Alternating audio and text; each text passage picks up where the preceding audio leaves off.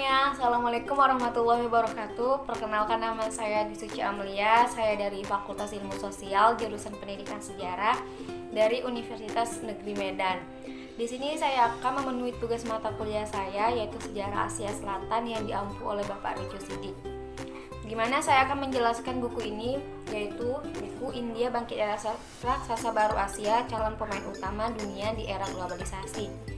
Di sini saya nggak hanya sendiri untuk menjelaskannya, saya akan juga menjelaskan kepada adik saya, yaitu Dini dia.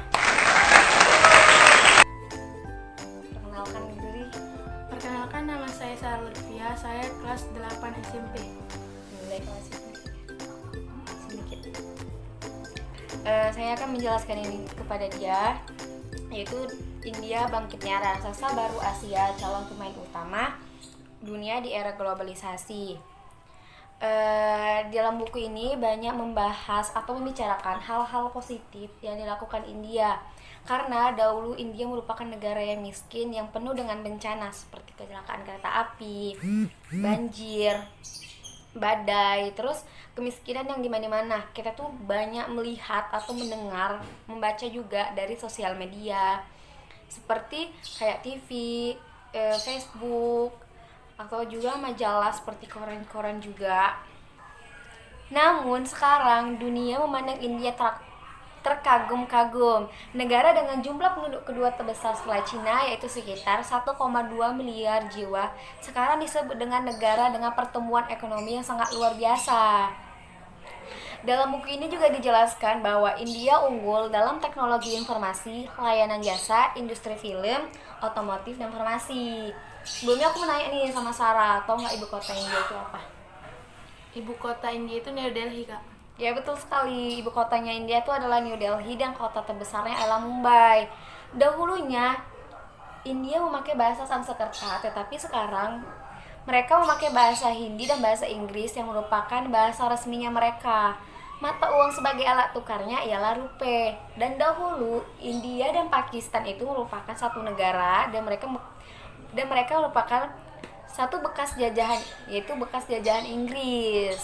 Dan sampai pada tahun 1947, dan akhirnya mereka terpecah belah, membuat negara masing-masing. Dan sekarang India merupakan mayoritas penduduk suku Hindu, dan Pakistan merupakan mayoritas penduduk agama Islam. Kemajuan ekonomi India utamanya ditopang oleh di dalam bidang teknologi informasi. India memiliki sumber daya manusia yang melimpah, ditambah dengan upah tenaga kerja yang lebih murah dibandingkan negara lainnya. Tak heran jika perusahaan multinasional bergerak dalam bidang teknologi informasi yang menginvestasikannya ke India. Bangalore yang berubah nama sekarang menjadi Bangalore dan Hyderabad merupakan dua kota memiliki perkembangan yang paling cepat dalam bidang teknologi informasi, sehingga disebut dengan limbah silikon atau Silicon Valley of India. Di lembah silikon ini berdiri sekitar 200 industri besar peranti lunak dengan menyerap ratusan ribu karyawan. Selain di bidang teknologi informasi, kemajuan India juga dari industri otomotif. Di industri otomotif ini, produsen mobil terkemuka sudah membangun fasilitasnya di negara India, yang menjadikan negara itu sebagai pusat produksi mereka untuk memenuhi pasar lokal maupun ekspor. Investasi di sektor ini sudah mencapai 50.000 rupiah, setara dengan 11.218 miliar dolar Amerika Serikat, yang dimana kelak industri otomotif ini bakal menyaingi Jerman, Korea Selatan, dan juga Jepang.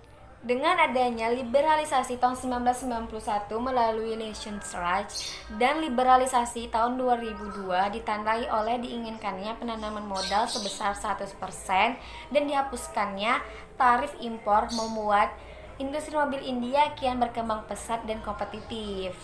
Apa sih di pikiran Sarah atau di benak Sarah kalau misalnya kakak bilang negara India? Filmnya, Kak. Ya, betul sekali. Dalam kemajuan India juga tidak luput dari filmnya yang atau sering kita sebut dengan Bollywood. Karenanya banyaknya hasil penjualan tiket film India habis dibeli oleh miliaran penonton setiap harinya, baik di bioskop di seluruh 13.000 bioskop di seluruh India maupun ribuan lainnya di seluruh dunia. MPAA mencatat bahwa tahun 2002 sekitar 3,6 miliar film India habis terjual di seluruh dunia. Pada tahun yang sama, tiket film barat atau yang sering kita sebut dengan film Hollywood juga terjual sekitar 2,6 miliar. Yang menjadikan film India ini lebih unggul ialah karena tiket bioskopnya itu jauh lebih murah dibandingkan dengan tiket film Hollywood. Tidak usah jauh-jauh gitu kan. Contohnya Indonesia aja, banyaknya film atau sinetron India ditayangkan di TV-TV lokal. Yang ini merupakan contoh bahwa film India ini sudah tersebar di berbagai negara dan salah satunya di Indonesia. Dalam bidang farmasi, India juga berkembang maju, yang dimana sekarang negara itu mampu memproduksi 60.000 jenis obat-obatan dan sekitar 400 jenis obat curah yang dipakai untuk formula. Dengan modal intelektual yang sangat kuat, India mampu memproduksi hingga 10 obat generik baru dalam setahun. Sementara produsen asing hanya mampu 2 produk.